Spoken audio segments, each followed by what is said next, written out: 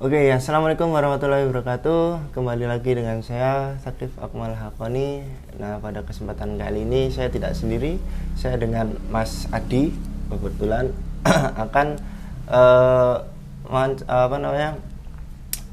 bertanya-tanya sedikit tentang perusahaan-perusahaan yang didirikan oleh Mas Adi ini. Ya, sebelumnya perkenalkan, nama saya Sakif Akmal Hakoni dari kampus Amikom Yogyakarta, prodi ilmu komunikasi.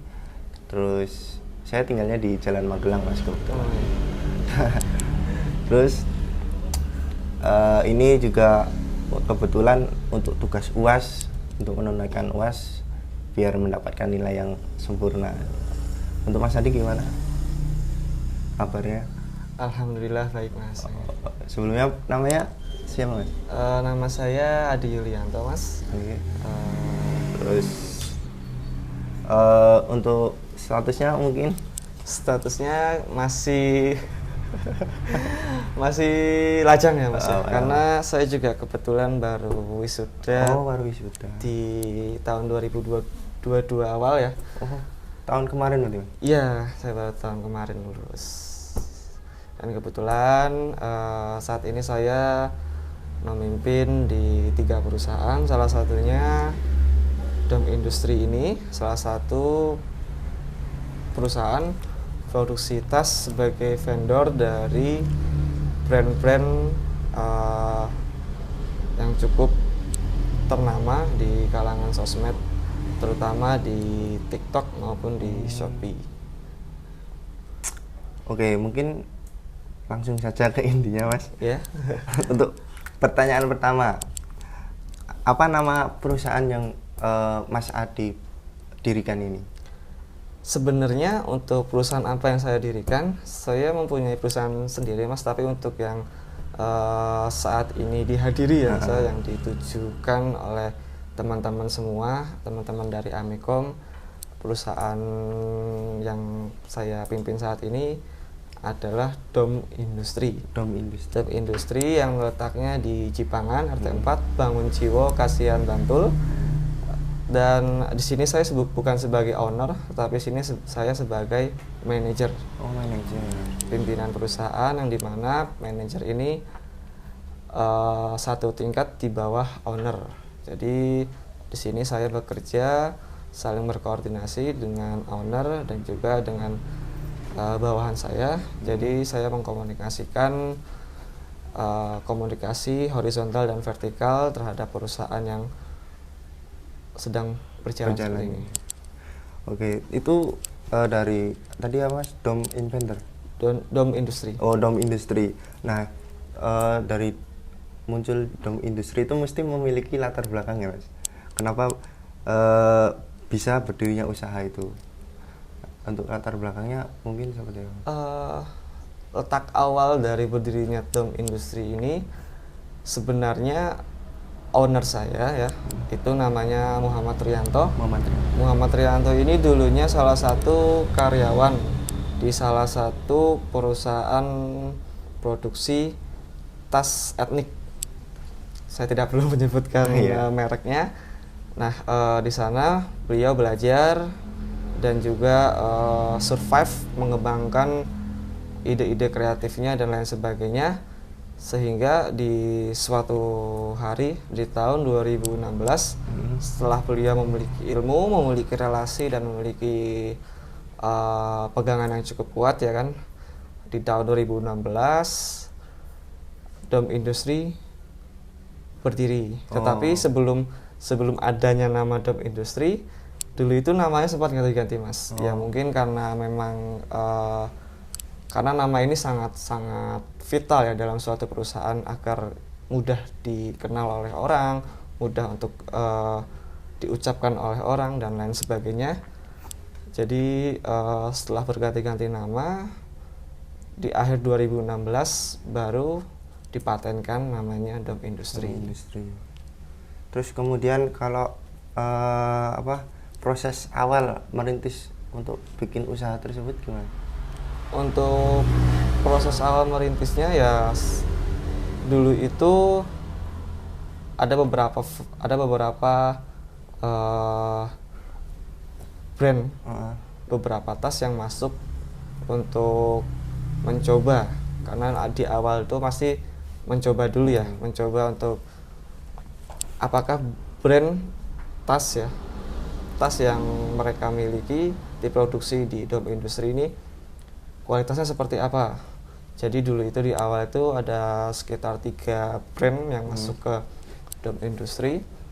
Setelah masuk dan ternyata puas dengan hasil produksi kami, sehingga terus berlanjut seperti itu dan saling berganti-ganti Mas, tidak hanya 1, 2, kadang kita 3 terus setahun kemudian ganti lagi. Berarti terus meningkat gitu ya Mas? Iya, terus meningkat, tapi ada kalanya kita drop di pandemi kemarin ya, sama seperti perusahaan-perusahaan lainnya mengalami down, penurunan. Sehingga kita sempat berputar rodanya dan kita juga memutar produksi. Dulu itu kita sempat memproduksi masker Mas ya, masker kain ya Mas ya, karena pada pandemi itu demand dari masker terhadap masyarakat itu sangat tinggi, sehingga kita membantu supply untuk maskernya. Di samping itu kita juga ingin menurunkan harga masker, karena dulu harga masker memang benar-benar mahal Mas ya. Karena antara supply dan demand itu sangat signifikan perbedaannya. Nah, biasanya dalam suatu perusahaan itu memiliki moto untuk menjalankan perusahaan tersebut. Nah, dalam Dom Industri itu motonya seperti apa Mas? Oke, untuk moto ya, moto dari perusahaan kami ya, Dom Industri itu adalah yang sebenarnya banyak motonya. Yang pertama itu kita ingin memajukan perekonomian masyarakat sekitar ya Mas ya, karena karena kita berada di lingkup pedesaan yang mana kita dekat dengan masyarakat, jadi kami ingin meningkatkan perekonomian masyarakat sekitar. Pertama itu dengan cara rata-rata karyawan kami itu warga sekitar. Lalu untuk yang kedua yaitu kita ingin menjadi perusahaan produksi tas dengan tingkat teknologi yang paling tinggi di Jateng DIY seperti itu. Kita tidak, untuk sementara ini kita tidak muluk-muluk ya Mas ya. Harus dengan teknologi dan sistem manajemen yang paling baik di Indonesia, tetapi kita ingin mengejar target dulu di jangka menengah ini. Sistem manajemen dan sistem produksi dan kecanggihan alat itu yang terbaik di DIY dan Jateng. Itu target kita. Sebenarnya moto itu juga menjadi sebuah tantangan bagi manajemen. Terus kemudian kalau dalam Dom Industri itu apakah cuma memproduksi sebuah tas atau entah ada baju atau gimana gitu Mas? Untuk Dom Industri sendiri Mas, sebenarnya antara produksi tas dengan produksi baju ya Mas ya, itu berbeda Mas. Berbeda karena untuk mesinnya juga berbeda, jarumnya juga berbeda, dan lain sebagainya juga berbeda. Untuk Dom Industri sendiri kita hanya memproduksi tas. Oh, berarti cuma produksi sebuah tas gitu ya Mas? Ya, tas kita juga macam-macam, ada yang tas laptop, ada yang tas gendong, ransel, dan juga kita juga memproduksi pouch tas tangan itu Mas. Oh iya. Nah, kemudian di perusahaan Dom Industri sendiri ada nggak sih teknologi industri yang digunakan? Teknologi industri ini kita masih dalam tahap pengembangan ya Mas. Masih dalam tahap pengembangan, dan umur perusahaan ini pun belum terlalu lama karena kita baru berdiri di akhir 2016, sekarang 2023, dan terbentuknya manajemen juga baru di tahun 2022 karena di tahun-tahun sebelumnya itu masih dikelola oleh manajemen sendiri. Untuk teknologi industri yang dipakai di perusahaan ini, kita masih menggunakan mesin-mesin biasa, mesin jahit, terus mesin cutting dan lain sebagainya. Tetapi untuk hal manajemen real Ini kita menggunakan Drive, Google Drive, yang mana nanti program dari Google Drive ini yang kita buat, yang perusahaan kami buat, ini akan menyebar ke divisi atau departemen-departemen yang kita miliki, dan itu akan, informasi itu akan kita sebar kepada kepala departemen tersebut. Jadi di sini kita ada manajer produksi, ada manajer keuangan dan pengembangan, dan ada juga kepala departemen dan juga staf departemen. Nah, informasi yang ataupun kebijakan yang keluar dari manajemen itu akan kita salurkan melalui Google Drive, entah itu sistem produksi, entah itu kebijakan lain-lainnya, itu akan kita salurkan melalui Google Drive, yang itu akan kita bagikan kepada kepala departemen maupun staf departemen. Jadi informasi tersebut akan cepat tersampai. Oh, berarti menggunakan Google Drive itu ya, Mas?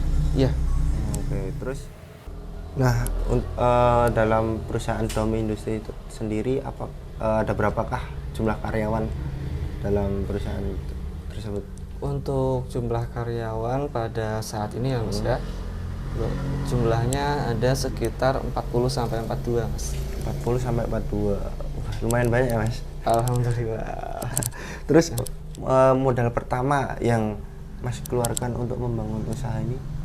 Modal pertama ya Mas ya, modal pertama untuk membangun bisnis Dom Industri ini, kita tidak pernah menghitung Mas. Tidak pernah. Ngapunten banget ini, karena apa ya? Karena dulu itu modal yang kita dapat itu dari laba ataupun profit dari penjualan kita, dari produksi kita, lalu kita putarkan untuk mengembangkan perusahaan, seperti itu dulunya. Karena di awal-awal itu kan belum adanya manajemen, jadi beliau selaku owner, Mas Muhammad Rianto ini memutarkan uangnya, cash flow-nya dari laba bersih per bulannya itu diputarkan kembali untuk mengembangkan produksi. Gitu.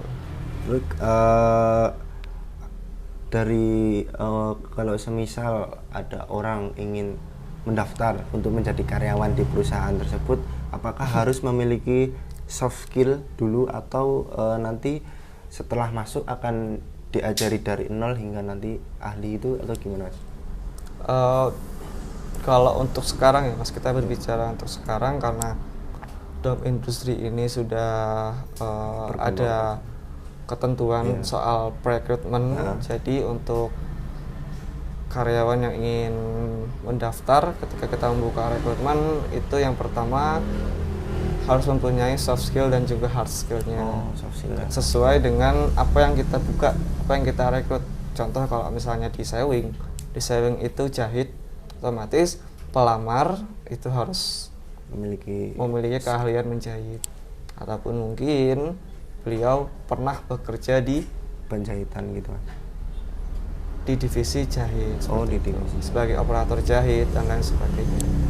Jadi ketika masuk ke Dom Industri, beliau sudah bisa langsung gas. Meskipun startnya kalau misalnya yang nol nih, yang dia tidak memiliki kemampuan menjahit, dia startnya mulai dari nol. Tapi kalau misal dia yang sudah memiliki skill menjahit, dia bisa mulai dari 50. Berarti udah setengah perjalanan. Setengah perjalanan. Karena setengah perjalanan yang lain mereka mempelajari model tas yang kita buat, sistem produksi yang kita buat, seperti itu. Oke. Terus untuk metode pemasaran dalam Dom Industri itu seperti apa? Apa lewat sosmed atau gimana? Untuk metode pemasaran yang kita jalankan saat ini itu pertama ya seperti perusahaan lain ya Mas ya, melalui sosmed ya Mas. Sosmed kita utamanya di Instagram, itu namanya Dom Industries, bisa dicek di sana. Terus di samping itu kita menggunakan pemasaran metode zaman dulu.